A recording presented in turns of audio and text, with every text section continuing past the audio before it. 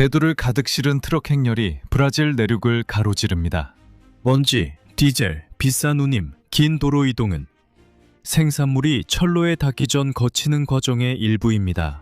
마토그로스에서는 이런 상황이 하나의 모순을 드러냅니다. 브라질에서 가장 큰 농업 중심지 중 하나인 이곳은 철도 인프라보다 더 빠르게 성장했습니다. 이제 철도 확장이 이러한 논리를 바꾸려고 시도하고 있습니다.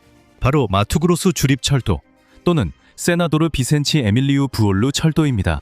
이 사업은 후무에서 현재 공사가 진행 중인 국내 최대 철도 프로젝트로 꼽히고 있습니다. 약 740km가 계획되어 있어 철도가 생산지와 더 가까워지고 마토그로스 주가 철도망에 통합되어 산투스 항구로 이어집니다. 이 공사는 단순히 철도 추가를 넘어 브라질 농산업 물류 지도를 재정비하는 것이 목표입니다. 앞으로 몇 분간 저희와 함께하며 이 철도 회랑이 마토그로스주 생산품의 글로벌 시장 진출 경로를 어떻게 재설계할 수 있는지 알아보시기 바랍니다. 마토그로스 주립철도는 이미 말랴노르치와 연결되어 있는 혼도노폴리스에서 시작됩니다. 현재 이 지점은 주에서 산투스 항구로 향하는 물류 회랑의 주요 철도 관문 중 하나입니다. 현재 확장 계획은 약 740km의 철로를 포함하고 있습니다. 론도노폴리스에서 루카스 두 히우베르지까지 연결되며 쿠이아바로 가는 지선도 예정되어 있습니다. 전체적으로 이 노선은 마토그로스주의 16개 시를 통과하게 되며 농업과 산업에 전략적으로 중요한 지역들도 포함됩니다. 이 프로젝트의 1단계는 약 162km에 달하며 BR070의 새로운 터미널이 위치한 도밍 아키노까지 이어집니다. 1단계는 트럭으로 운송된 화물을 받아서 기차로 옮기는 것을 염두에 두고 설계되었습니다. 실제로 트럭이 완전히 사라지는 것은 아닙니다. 트럭은 터미널까지의 짧은 거리를 운행하게 되고 기차가 장거리 운송을 맡게 됩니다.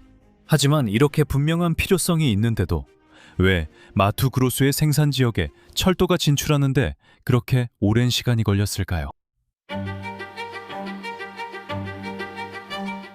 이 철도의 역사는 역설에서 시작됩니다.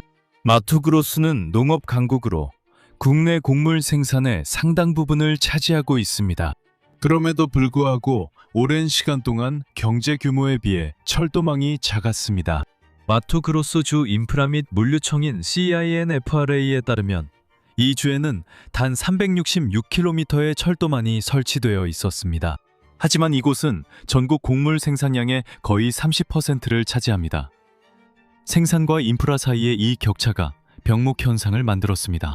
트럭들은 긴 거리를 이동해야 했고 도로에 대한 압박이 커졌으며 물류 비용이 높아지고 철도나 항구 선적 지점까지 육상 경로에 의존하게 되었습니다. 2021년 마토그로스 주는 자체 철도 허가 모델을 구축하여 민간 기업들이 주 내에서 구간을 건설하고 운영하며 활용할 수 있도록 허용했습니다.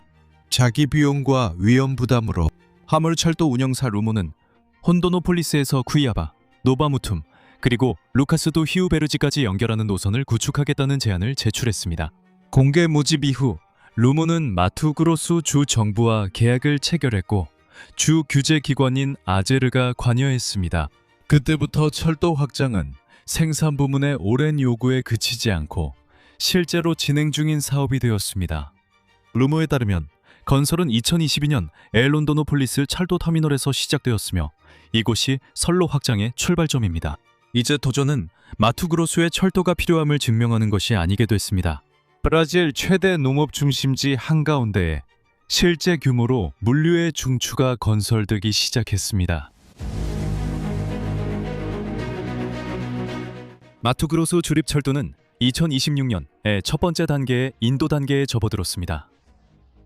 루모에 따르면 론도노폴리스와 도마키노 사이의 철도 구간과 BL070 터미널의 인도는 2026년 6월로 예정되어 있었습니다. 그래도 상황을 정확히 해석할 필요가 있었습니다. 인프라를 준공되거나 개통된다고 해서 반드시 같은 날에 완전한 용량으로 운영된다는 의미는 아닙니다. 괜히 그런 게 아니라 162km 구간의 첫 상업 운행은 2020년 7월에서 9월 사이에 시작될 예정입니다. 기술적으로 이 초기 단계는 말랴노르치의 연장선으로 작동합니다. 노선은 혼도노폴리스 철도 터미널에서 출발해 BR070의 동아키노 지역까지 이어집니다.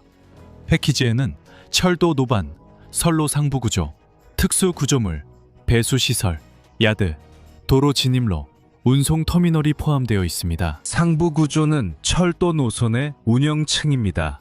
투공과 배수가 끝난 후에는 자갈, 침목, 레일, 고정장치, 레벨링 및 정렬 작업이 진행됩니다. 이 조합이 열차의 무게를 분산시키고 기하학적 안정성을 유지하며 화물 열차가 운행을 시작할 때 변형을 줄일 수 있게 해줍니다.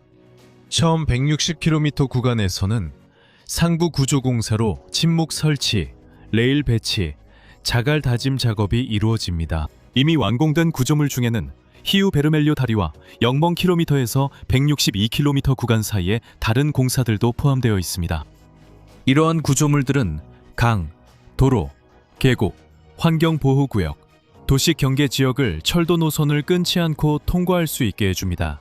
BR070 터미널은 이번 단계에서 주요 화물 환적 지점입니다. 이 터미널은 트럭을 받아들이고 화물을 계량하며 곡물을 하역하고 물량을 저장하고 화차에 실어보내도록 설계되었습니다.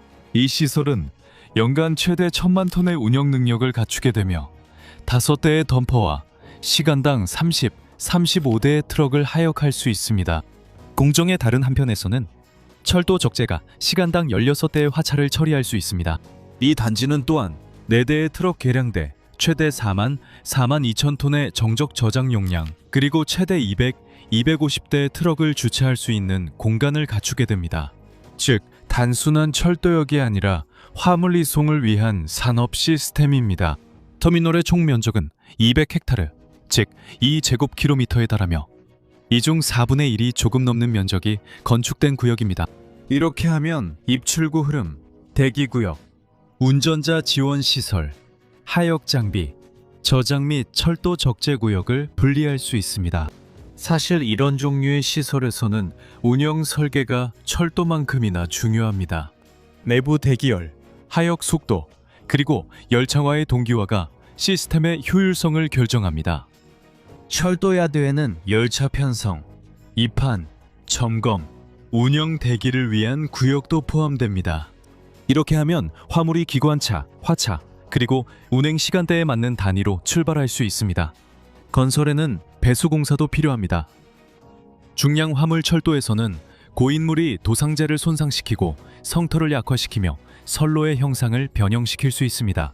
그래서 배수관, 수로, 집수장치, 그리고 배수 구조물은 공사의 화려한 장면에서는 잘 드러나지 않지만 철도공학에서 필수적인 부분입니다. 프로젝트에서 또 하나 중요한 점은 토공 작업입니다. 노선은 화물철도의 운행에 적합한 구배를 유지하면서 고저차를 극복해야 합니다. 도로와 달리 철도는 경사에 덜 관대합니다. 왜냐하면 길고 무거운 화물열차는 급경사에서 효율이 떨어지기 때문입니다. 이로 인해 절개, 성토, 사면 안정화 및 집안 공학적 관리가 필요합니다. 이 공사는 또한 건설 자체의 물류, 레일 운송, 침목, 자갈, 선로 장비, 용접 기계, 포털 크레인, 크레인 및 전문 인력팀을 포함합니다. 공사는 고정된 한 지점이 아니라 노선을 따라 이동식 작업 구역에서 이루어집니다. 그래서 첫 번째 단계는 162km 구간을 완공하는 것 이상의 의미가 있습니다. 이것은 완전한 기술 체인의 구축입니다.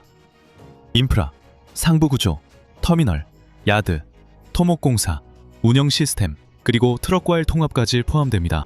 이 전체 시스템이 도로를 통해 도착한 곡물을 장거리 철도 화물로 전환시키는 것입니다. 이 공사의 규모를 이해하려면 브라질의 생산 중심부를 가로지르는 하나의 긴 철로를 상상해 보십시오. 이것은 도시 철도가 아니고 짧은 보조 노선도 아닙니다. 이것은 브라질에서 가장 큰 농업주를 장거리 철도 물류망에 포함시키려는 시도입니다. 예상 길이가 약 740km에 달하는 이 사업은 통합철도의 첫 구간보다 거의 2배나 깁니다. 중서부 지역의 피콜은 383km로 고이아스주의 마라호사에서 마투그로스주의 아구아보아까지 이어집니다. 또한 개념적으로는 마투그로스주의 시노피에서 파라주의 미리투바까지 연결할 계획인 페로그랑의 933km와도 비슷합니다. 흥미로운 차이점은 페로그랑은 아직 환경, 법률, 주제 논의가 진행 중인 반면 마투그로스 주립철도는 이미 1단계가 인도 단계에 있다는 점입니다. 트란스노르데스치나와 비교하면 마투그로스 철도는 전체 연장 길이가 더 짧지만 주요 수출 통로와 생산 지역을 연결한다는 비슷한 역할을 합니다. 트란스노르데스치나는 1200km가 넘는 길이로 북동부 내륙과 세아라주 펜세이 항구 연결을 목표로 합니다. 브라질 외에도 비슷한 규모와 역할의 사례가 있습니다. 호주에 있는 아일랜드 레일은 멜버른과 브리즈번 사이 약 1600km에 달하는 화물철도 회랑으로 생산 지역을 국내외 시장과 연결하기 위해 설계되었습니다. 자금에 관한 이야기라면 마투그로스 주립철도의 1단계에만 약 50억 헤알이 투자되었습니다. 이는 대략 7만 5천 헤알짜리 보급형 자동차 약 거의 6만 7천 대를 살 수 있는 금액과 맞먹습니다. 안녕. 마투그로스 주립철도의 미래는 다음 단계들의 진전과 BR070 터미널에 달려 있습니다. 초기 구간은 연간 최대 1000만 톤의 환적 능력을 갖춘 환적 지점을 만듭니다. 완전한 계획은 약 740km의 철도를 예상하고 있으며 혼도노폴리스에서 루카스 두 히우베르지까지 연결되고 쿠이아바로 가는 지선도 포함되어 있습니다. BND-ES에 따르면 철도 공사 실행으로 11만 4천 개의 일자리가 창출될 것으로 예상됩니다. 의무와 해당 프로젝트 자체 자료에서는 전체 시행 과정에서 직접적, 간접적, 유도적 영향을 모두 고려할 때 더 큰 추정치를 제시하고 있습니다. 또 다른 중요한 자료는 회사 운영에 있습니다. 룸모는 2026년에 900억 TKU, 즉 유효 킬로미터당 운송된 톤수를 초과할 계획이었습니다. 환경에 미치는 영향도 있습니다. 프로젝트 공식 페이지에 따르면 철도를 통한 화물 운송은 다른 운송 방식에 비해 온실가스 배출량이 6배나 적다고 합니다. 이 전망은 매우 중요하며 특히 물류 체인이 여전히 트럭에 크게 의존하고 있기 때문입니다. 예상대로 진행된다면 철도는 물류 비용을 줄이고 철도 운송을 생산 지역과 더 가깝게 만들 것으로 보입니다. 첫 번째, 인도는 하나의 이정표입니다. 완전한 변화는 나머지 철도망에 달려 있습니다. 마투그로스주 철도는 단순히 지도에 그어진 선이 아닙니다. 이는 브라질 경제의 중요한 부분을 움직이는 생산지와 철도를 더 가깝게 연결하려는 시도입니다. 약속한 대로 이행된다면 긴 거리를 더 효율적인 경로로 바꿀 수 있고 트럭을 철도의 보조수단으로 만들며 오래된 병목 구간을 새로운 성장의 통로로 전환할 수 있습니다. 마투그로스에서는 농업의 미래가 점점 더 철도를 통해 이루어질 수 있습니다. 여기까지 시청해주셔서 감사합니다. 마투그로스주 철도에 대해 어떻게 생각하시나요? 들어보셨나요? 네, 아니오로 댓글 남겨주세요. 여기서 마치겠습니다. 따뜻한 인사를 전하며 다음 영상에서 뵙겠습니다.